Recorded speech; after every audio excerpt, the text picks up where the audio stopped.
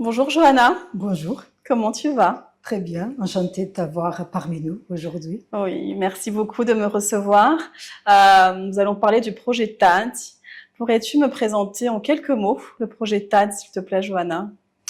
Alors Larissa, si tu me permets, j'aimerais bien commencer par une mise en contexte. D'accord. Disons qu'en 2017, la direction de la diaspora et des questions migratoires a organisé le premier forum de la diaspora. Donc Oui, c'est vrai. cet échange entre la diaspora et les acteurs publics a amené à l'élaboration d'une politique nationale pour la diaspora. Donc, ce document 2021, qui était publié en 2021, la lettre pour les politiques pour l'engagement de la diaspora, a été mise à disposition et avec un plan d'action détaillé 2021 à 2030. Et donc, le projet TAD vient en appui à la mise en œuvre de la lettre politique. D'ailleurs, c'est vraiment un document très intéressant, cette lettre politique, qui est disponible en ligne et que j'ai envie de déjà tous les intéressés à la consulter. Donc, le projet TAD a démarré en 2023. C'est un projet du ministère des Affaires étrangères, financé par l'Agence française de développement et Expertise France. On vient en appui au MAE, au ministère des Affaires étrangères, pour la mise en œuvre technique de ce projet et aussi on assure la gestion des fonds. C'est un projet de 7 millions d'euros. On a aussi deux partenaires clés, l'Institut de recherche pour le développement et l'Organisation internationale pour les migrations. Maintenant, l'objectif de TAD, c'est de vraiment promouvoir les conditions pour l'engagement de la diaspora au développement de Madagascar. Pour ce faire, le projet est décliné en 3 composantes. Une composante qui c'est l'assistance technique. On vise à appuyer, à renforcer les capacités des acteurs étatiques, mais pas seulement, dans le suivi de la lettre politique qu'on vient de parler, et aussi des acteurs impliqués dans le suivi des migrations professionnelles. Ça, c'est la première composante. Une deuxième composante qu'on appelle le développement local et qui vise à valoriser le capital social, économique, culturel de la diaspora. Finalement, une troisième composante, c'est la composante recherche et connaissance, où notre objectif, c'est vraiment de développer un dispositif de connaissances sur la migration malgache, sur la diaspora, sur leur engagement avec le pays. Donc, ces 3 composantes, il y a aussi une composante transversale, c'est la dimension genre. Donc, pour nous, c'est toujours très important de valoriser l'engagement des femmes de la diaspora et aussi de contribuer pour surpasser la vulnérabilité spécifique que souvent les femmes migrantes font encore face. Et du coup, quelles sont les principales ambitions pour la diaspora malgache? C'est qu'elle rentre au pays? C'est que de loin, elle continue quand même à contribuer au pays? Quelles sont les principales ambitions pour cette diaspora? Dans le cadre du projet TAD, l'ambition, c'est vraiment de favoriser cette mise en relation entre la diaspora et les acteurs locaux et de favoriser l'engagement de la diaspora pour le développement du pays. Donc, même à distance, et le dispositif qu'il y en a, c'est que même à distance ou avec un séjour limité dans le temps dans le pays, cette relation puisse être renforcée et on cible beaucoup le transfert de connaissances, le transfert de savoir-faire, un partage. Donc, surtout des relations basées dans le partage et dans le partenariat qui puissent être impactants et qui puissent être éventuellement pérennisables. Et donc concrètement, quel rôle la diaspora malgache peut-elle jouer dans le développement économique du pays? Et comment le projet TAD l'accompagne? Ouais. Donc, en fait, on a mis à disposition déjà 2 dispositifs. Le premier dispositif a été déjà testé, piloté en 2019. C'est le dispositif développé entre les MAO et l'Organisation internationale pour les migrations. Et c'est un dispositif qui s'appelle l'OARANO et qui vise à faciliter, à promouvoir le déploiement des jeunes volontaires de la diaspora. Donc, on a un dispositif où, pendant une durée de 4 mois, les jeunes viennent à Madagascar, des jeunes qui sont partout dans le monde et qui s'engagent à partager leur savoir-faire avec des organisations locales. Donc, on a des OSC qui ont répondu à cette défi, qui ont dit intéressés pour recevoir des jeunes volontaires. On a aussi des CTD, des communautés territoriales, des organismes, des autorités locales. Donc ça, c'est un dispositif. Vraiment des jeunes qui puissent vouloir venir au pays. Et il y a des cas dans le passé, de cette cohorte 2019, par exemple, je me rappelle d'une jeune qui a décidé de rester. C'était elle-même, après le programme, elle a décidé de rester. C'est une décision individuelle, mais très intéressante.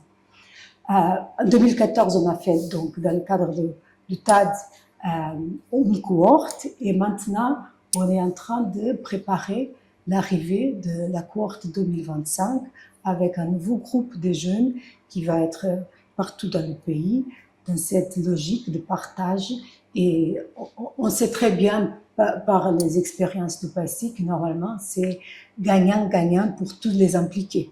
C'est pas seulement le transfert du jeune de la diaspora vis-à-vis les partenaires locaux, mais aussi ils gagnent aussi beaucoup avec cette expérience. Donc c'est une expérience enrichissante aussi pour eux-mêmes. Il y a un deuxième dispositif qu'on a lancé récemment, qui s'appelle le dispositif TAD DAGU, et que c'est un dispositif que c'est beaucoup les OSC locales et qui ambitionne de mettre en relation un binôme entre les OSC à Madagascar et les organisations ou les individus de la diaspora qui présentent des projets de développement local. On finance des projets de 5 000 à 39 000 euros pendant une durée d'1 an. Et c'est des projets vraiment qui sont cadrés, qui sont construits entre les priorités de développement de chaque commune. Donc, toujours aussi cette priorité que ces partenariats avec la diaspora doivent répondre à des besoins qui sont identifiés dans le pays. Finalement, un dispositif qu'on va lancer très prochainement et qui cible plutôt les entreprises et le secteur public, et que c'est un dispositif de mobilisation des experts de la diaspora. Donc, on sait que la diaspora malagasy a un niveau de compétences assez élevé. Et donc, l'idée, c'est vraiment de mobiliser ces experts de la diaspora pour renforcer une capacité, une compétence très spécifique chez une entreprise ou un groupe d'entreprises. Par exemple, dans le secteur public, venir à une université ou à un hôpital pendant une période assez limitée. On parle des gens, des professionnels qui n'auront pas forcément 4 mois, mais pourront être disponibles pendant 2 semaines. Et pendant 2 semaines, par exemple, ils viennent faire un transfert de compétences pour un groupe de médecins dans une technique particulière de traitement, par exemple. Donc, c'est vraiment un dispositif qui cible l'expertise de niveau de la diaspora, un bénéfice du secteur public ou des entreprises, groupes d'entreprises à Madagascar. Et donc, du coup, ça veut dire que la diaspora malgache peut, donc, elle a plusieurs choix, soit venir faire du volontariat dans les OSC, dans les CTD, dans les domaines privés, secteur privé et secteur public. Voilà. Et concrètement, comment ça se passe? La diaspora malgache, il y a un jeune qui envoie un CV, il va sur Projetad, il envoie son CV, ou alors il va sur Projetad et il attend qu'il y ait des offres et là il soumissionne. Concrètement, comment? Alors, chaque dispositif, c'est un dispositif particulier. Par exemple, pour les jeunes volontaires, il y a une période pour soumission de candidature. D'abord, on a identifié les structures qui étaient prêtes à recevoir des volontaires. Et après, on a ouvert une période où les jeunes de la diaspora ont pu aussi manifester leur intérêt. Donc après, il y a une période de sélection et de validation et on pense qu'en juin, on aura les volontaires en train d'arriver au pays. Pour le dispositif TAD-TAG, comme j'ai mentionné tout à l'heure, c'est un dispositif où c'est une procédure de candidature en 2 moments. Donc, il y a une première période de 45 jours pour présenter un projet. Et après, on fera une sélection des projets qui sont considérés mieux répondre aux attentes de ces dispositifs. Et donc, les candidatures qui passent à la phase suivante auront encore 45 jours pour présenter une candidature complète. Donc, je rappelle que là, on parle d'un dispositif où il y aura un financement de 5 à 39 000 euros. Finalement, pour les experts de la diaspora, c'est un dispositif qu'on va présenter prochainement et ça sera à peu près à l'image du dispositif des volontaires dans le sens que la diaspora, les experts auront la possibilité de présenter leur intérêt, mais d'une façon plus continue dans le temps. Pas forcément, là on est en train de finaliser les dispositifs, donc il y aura peut-être encore des changements, mais pour l'instant on pense que ça ne serait pas une période limitée de candidature, mais ça serait quelque chose ouverte pendant la durée du projet et selon la manifestation aussi des entreprises, de l'intérêt des entreprises et du secteur public.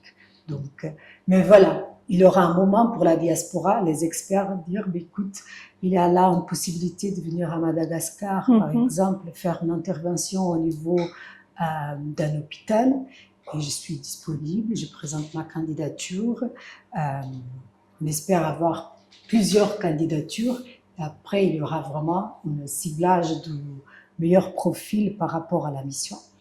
Et les entreprises, par exemple, le secteur privé, un grand groupe peut aussi venir vers vous pour vous dire, voilà, nous, on a tel projet et on serait intéressé à contribuer, en fait, à ce projet et faire venir de la diaspora. Ça aussi, c'est faisable. On cible plutôt les groupements d'entreprises. D'accord. En pensant que ça pourra avoir un effet en cascade, non? Dans le sens que si un expert vient pendant une période limitée et il y a une intervention au niveau d'un groupement d'entreprises, après cela pourra toucher plusieurs entreprises et possiblement aussi plutôt les petites entreprises qui n'ont pas tellement l'opportunité d'avoir accès à des expertises. Donc vraiment, c'est... Je comprends. D'accord. Voilà. Et on revient aussi, à la genèse, au début du projet TAD. Quels ont été les défis que vous avez rencontrés dans la mise en œuvre de ce projet et comment vous avez réussi à les relever? Alors, je crois qu'il y a un grand enjeu de vraiment identifier les besoins au niveau local et aussi l'intérêt de la diaspora. Donc, il faut un peu combiner les deux choses. Si on parle, et vraiment, l'objectif du projet, c'est de promouvoir le développement local avec la participation de la diaspora. Donc déjà, savoir quelles sont les priorités de développement. Et après voir si c'est vraiment des actions qui intéressent la diaspora. Pour cela, qu'est-ce qu'on fait? Tous nos dispositifs sont basés dans des consultations. Okay? Avant de lancer un dispositif, on fait tout un travail en amont de consultation des potentiels parties prenantes, des potentiels bénéficiaires. Ce sont des dispositifs qui viennent en réponse aux besoins et aux intérêts. Il y a un deuxième défi, peut-être, on parle de la diaspora, mais en fait, cette diaspora, elle est énormément diversifiée. On parle d'une diaspora qui a des caractéristiques diversifiées, qui a des intérêts qui ne sont pas forcément homogènes et même pas des capacités homogènes. Donc, la diversité, c'est un élément clé. Et donc, pour cela, aussi, ces trois dispositifs qui ambitionnent de répondre vraiment à différents profils de la diaspora, à différentes façons de s'engager dans le développement de pays. Donc, répondre à cette diversité pour être le plus efficace possible et conséquent dans l'impact qu'on peut avoir avec le projet. Finalement, bien sûr qu'il y a une question au niveau de la communication, comment toucher vraiment la diaspora partout où elle habite, comment développer des outils de communication qui puissent vraiment lui faire connaître ses opportunités. Et donc, par exemple, on a fait une grande mission en début de l'année en France et en Belgique, justement pour aller à la rencontre de la diaspora, pour leur parler de tous ces dispositifs, et bien sûr avec d'autres mesures. Mais la question communication, c'est toujours très intéressant, et aussi parce que la diaspora, comme tous les autres parties prenantes, souvent demande aussi une certaine redevabilité. Si on les consulte, après, ils veulent savoir les résultats de la consultation, que c'est tout à fait légitime. Et donc, maintenir vraiment ces canaux de communication avec la diaspora, c'est un défi, mais c'est aussi très intéressant. Et est-ce que tu peux nous présenter un success story, un exemple de réussite grâce au projet TAD? Tout à l'heure, tu as parlé d'une jeune fille qui finalement est restée. Est-ce qu'il y a d'autres exemples comme ça de réussite de la diaspora malgache? Écoute, ce cas, c'est vraiment très intéressant, d'une fille qui a resté et développé ses propres initiatives au niveau de la société civile et aussi au niveau de l'entrepreneuriat. Donc, une jeune femme qui a décidé qu'il y avait une contribution de plus longue durée qu'elle pourrait faire dans le pays avec un enthousiasme toujours très satisfaisant de témoigner, et c'est toujours un peu contagieux cet enthousiasme. Après, il y a aussi le cas d'une jeune fille chimiste qui était ici en 2024, qui était placée dans une entité locale qui faisait l'élevage. Et donc, elle a compris qu'il y avait un problème avec comment ça s'appelle, la épidémie peste aviaire. Et donc, elle a identifié l'opportunité d'utiliser une plante locale, traditionnellement déjà utilisée, pour essayer de développer un médicament qui est maintenant en phase de test en laboratoire. Donc vraiment, c'est très motivant de voir comment des choses qui c'était pas forcément le but de son déploiement à Madagascar, mais c'est quelque chose qui est venu naturellement. Donc de courte durée, elle est venue à Génial. Elle était ici pendant une période limitée. C'est un cas qui est, je ne sais pas si tu as l'opportunité de voir, on a un newsletter TAD. Elle était mentionnée dans cette newsletter. Et donc, voilà, il a plein de cas, et on espère d'ici à la fin du projet, plein de cas pareils dans différents secteurs qu'on pourra valoriser. Justement, tu parlais de la fin du projet. Cette première phase donc prendra fin en 2027. Quelles sont les prochaines étapes du projet TAD d'ici là? D'ici là, donc, on va continuer avec le déploiement des volontaires. On aura encore cette cohorte en 2025 et un autre en 2026. Comme j'ai mentionné, il y aura ce dispositif pour la mobilisation d'experts. On cible 20 experts mobilisés d'ici à la fin du projet. Et bien sûr, la mise en œuvre de ces 30 projets de développement local financés dans le cadre de TAD-TAC. Au niveau de ça, on est toujours en train de parler de la composante 2 du projet.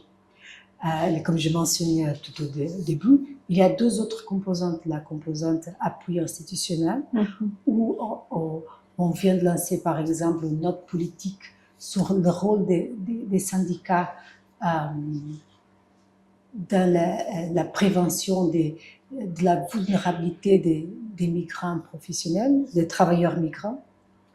Donc, il y a un travail qu'on va continuer à faire avec les syndicats, mais aussi avec les autres acteurs et des autres ministères, le ministère des Affaires étrangères, bien évidemment, mais aussi deux autres ministères qui assurent le suivi de la lettre politique. Il y aura très prochainement une offre de services de la direction de la migration et des questions migratoires qui va être aussi présentée. Et donc, ça au niveau de la composante 1 du projet. Mais il y a aussi la composante recherche et production de connaissances. Il y a deux grandes enquêtes qui sont déjà en cours et très avancées. Une enquête aux individus de la diaspora et une enquête aux associations de la diaspora. Comme j'ai mentionné tout à l'heure, si le dispositif Loarano est mis en œuvre par l'OIM, le dispositif connaissance et recherche, c'est mis en œuvre par l'Institut de recherche et développement. Et donc, ces deux enquêtes, elles ont déjà réussi à compiler un nombre élevé de réponses, un nombre assez conséquent. On aura une enquête lancée prochainement à Madagascar pour comprendre comment la diaspora évolue dès Madagascar, comment ici à Madagascar on voit la diaspora, et d'autres études qualitatives. Donc, le résultat de toutes ces études qualitatives et des enquêtes seront bien évidemment présentés d'ici à la fin du projet, et on ambitionne que ça va informer d'un côté la politique publique, d'autres actions aussi à déployer en bénéfice du développement du pays, en ayant la diaspora comme un moteur de développement. D'accord. On arrive à la fin du podcast. Merci beaucoup, Johanna. Est-ce que tu aurais un message à passer à la diaspora malagasy? Oui, sûrement, il y a un message, c'est pour inviter la diaspora à rester connectée aux activités du projet et qu'il n'hésite pas à nous contacter et à postuler, à présenter leur intérêt par rapport à tous ces dispositifs et toutes ces opportunités d'engagement dans le développement du pays. Merci beaucoup, Johanna. Merci infiniment. Merci pour ce temps, ces échanges qui, je suis sûre, vont vraiment avoir l'effet escompté, c'est-à-dire alerter et sensibiliser la diaspora malagasy. Merci infiniment. Merci à toi.